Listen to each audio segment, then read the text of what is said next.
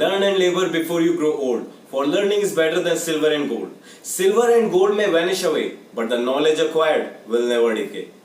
Hi friends, this is Vijayant Narayan and today I am going to tell you about various laws of motion.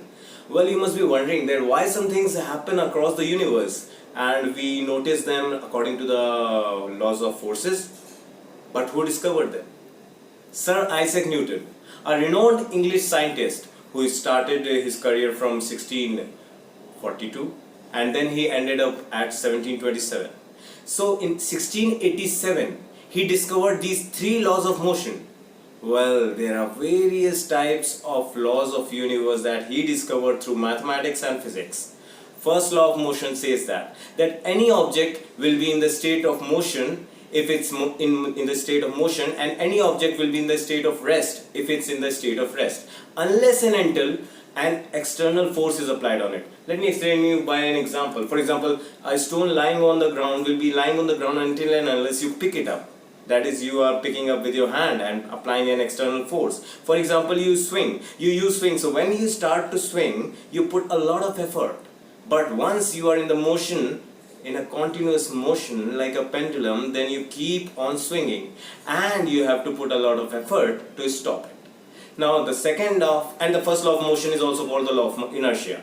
The second law of motion states that force is a product of mass and acceleration. That is, the greater the mass, the more force is applied to make it to accelerate. Well, let me explain you by an example. For example, a stone thrown and a cotton ball. Now if you have to throw a stone, you will have to put a lot of effort to throw it, but a cotton ball is very light to be thrown. Second example could be a bowling ball is of the same size as a volleyball, but the more force is needed to throw a bowling ball than a volleyball. It's the same thing. Force is equal to mass into acceleration. Now the third law of motion by Sir Isaac Newton states that every action has an equal and opposite reaction. Do you know what I mean? When we shoot something like a bullet from a pistol, it has an equal and opposite reaction, like a jerk on the pistol and back to our shoulders. So we have to keep it straight while shooting. When we land a punch on the punching bag, it also applies back some force. Even while walking or standing on the ground, some forces are used by the ground to put upwards to make us stand, and our weight push it down to make us stand. Similarly, there are various types of example to make this balance in nature. Anyways, these three laws were discovered around 300 years back by Sir Isaac Newton, and still they are applicable.